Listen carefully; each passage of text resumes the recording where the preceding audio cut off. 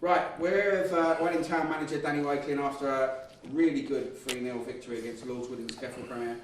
Dan, I thought for the first 3 or 4 minutes they come here and I thought, oh, they're going to be a bit lively. But as soon as we got on top, we didn't seem to have any problems from them after that. No, we asked the boys to go out fast, press high. We put a 5-second press rule in today.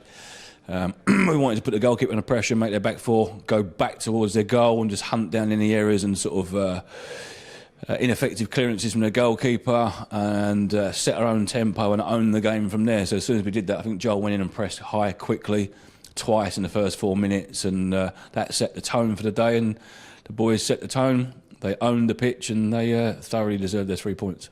They had a few people in their team that were here last year. Yeah. Probably spoke to all of them in pre-season. Yeah, so pretty much, yeah. They would have had something, a score to set or a point to prove today?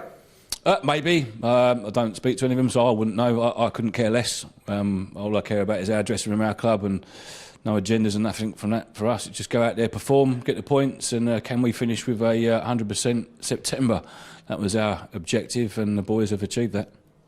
Did you think Lordswood gave the ball away a little bit and allowed us to get on the ball and we started popping it about? Yeah, like I said, we went with a fervent press to start with early in the game to put them under pressure. We know they like to feed it into the pivot and try and play out from there and try and keep 3 forwards high and try and find them around the corner and all that sort of stuff. But as soon as we negated that, they with great respect, didn't offer any threat whatsoever. I mean that full of respect, but I think they had one or two efforts on target, or one effort on target from 2 shots in the first half. They were offside more times than they had shots at goal. And I think we had 10 or 11 opportunities in the first half. So that's when the damage was done. The boys took that game plan on in the first 4 or 5 minutes, the 5-second press rule. And that negated players like Nicky Green getting on the ball, turning out and finding a corner flag. And after that, very, very little resistance from them after that. That's 7 games unbeaten, Dan, as we end September. You've also brought in Rob Brown, who came on today. Yeah, great lad.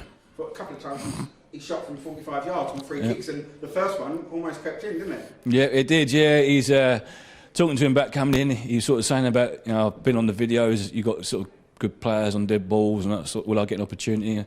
I said no, but then he come on today. And what I like about him is he showed a bit of seniority. I mean, obviously Elion's a senior player, and he unfortunately got injured early doors after scoring a great second goal for us.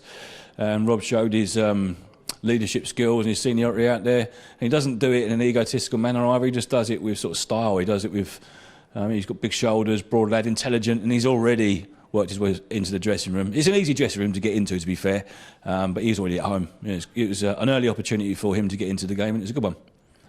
Something we said in the past, that players that get in have got a good chance of keeping their place.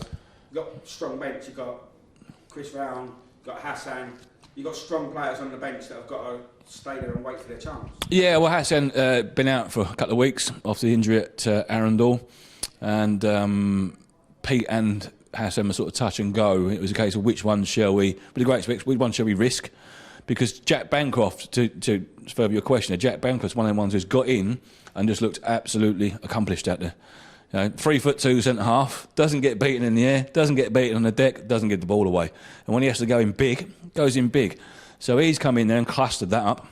And he can also play right back and centre midfield. I mean, we've got a good squad, but we've got lots of players who can play in loads of roles as well. So it's almost like a 50-man squad. We changed shape 3 times out there today during the game because we can.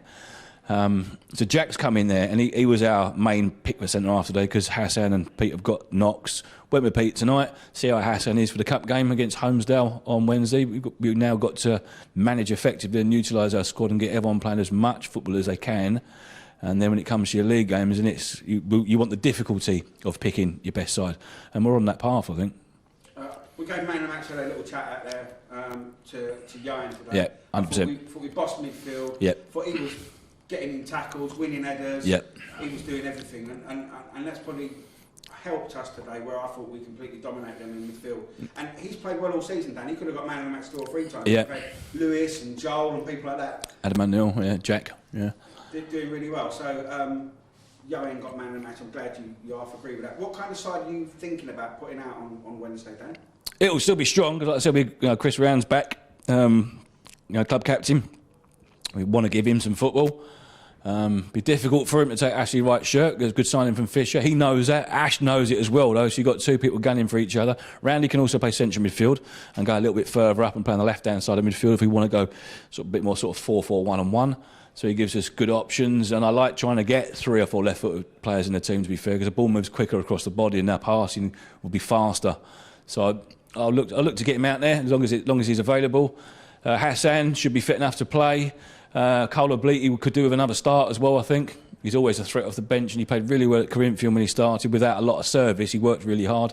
Be nice to see him playing a side where you get a bit of service. Adam O'Neill will be back from a work. He's away for work. I think he's in America, California. So he'll be back, and that's where it gets really interesting. Adam O'Neill, Rob Brown, Luis Montoya. Because Tajani's come into the side and plays on that right-hand side and gives us great balance as a midfielder that's playing a little bit higher at the park. And Johan has come in and taken Nads out the team actually when he got injured, and he's gone in there and done that understated role that not many people understand or take much notice of until you see him in moments where you're under the cosh a little bit and he just comes to the fore. So injuries have opened the doors for other players. We will look to rotate a little bit for Wednesday, but not stupidly.